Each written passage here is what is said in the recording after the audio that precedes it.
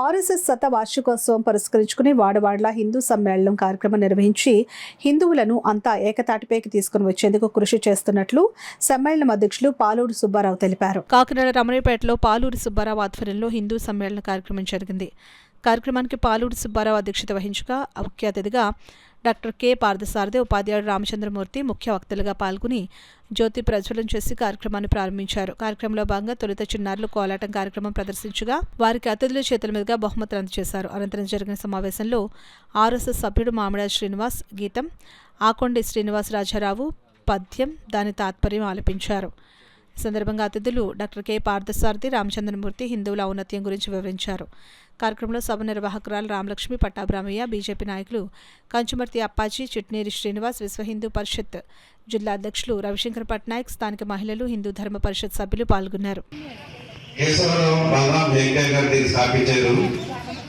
ఇది ఎందుకు స్థాపించారంటే మన హిందువుల యొక్క ఔన్నత్యాన్ని, హిందువుల యొక్క సంస్కృతిని కాపాడడానికి స్థాపించబడింది. మళ్ళీ అప్పుడు బ్రిటిష్ వారు పరిపాలించే టైంలో హిందువులంతా కలిసినట్టుగా లేరు, యాక్టివ్గా లేరు. దాన్ని పునరుద్ధరించడానికి మన ఏకే గారు దీన్ని స్థాపించడం జరిగింది. హిందూ సంస్కృతిని కాపాడడానికి ఈ సంస్థ ఏర్పాటు చేయడం జరిగింది. దీని ముఖ్య ఉద్దేశం ఏంటంటే అందరూ కూడా ఆదర్శంగా హిందూ అంటే ఒక ధర్మం, ఓ మతం కాదని ఆయన వివరించడం జరిగింది. అలాగే గోవధ, తర్వాత లవ్ జిహాద్ అనే ఈ పదాలని వ్యతిరేకించడం దీని యొక్క ముఖ్య ఉద్దేశం.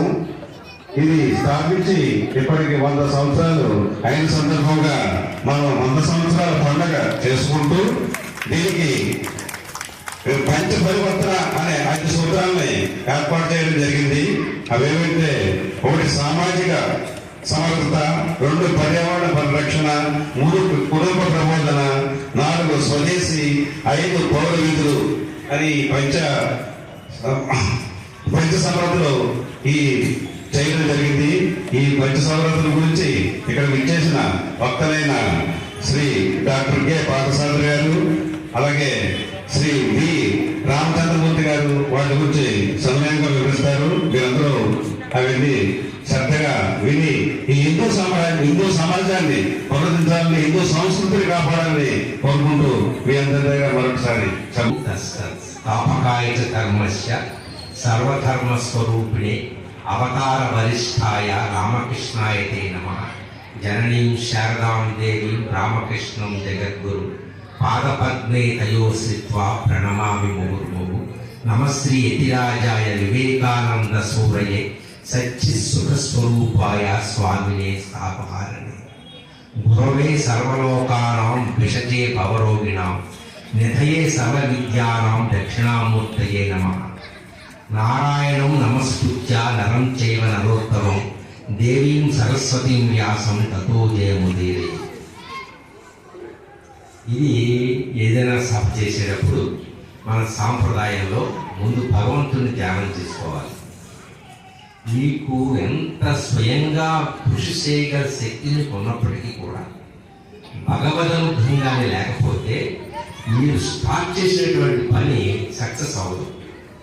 అందుకే వివేకానంద స్వామి నువ్వు భగవద్గీత చదవకపోయినా ఫుట్బాల్ గేమ్ బాగా ఆడితే నీకు మోక్షం వస్తుందని చెప్పారు.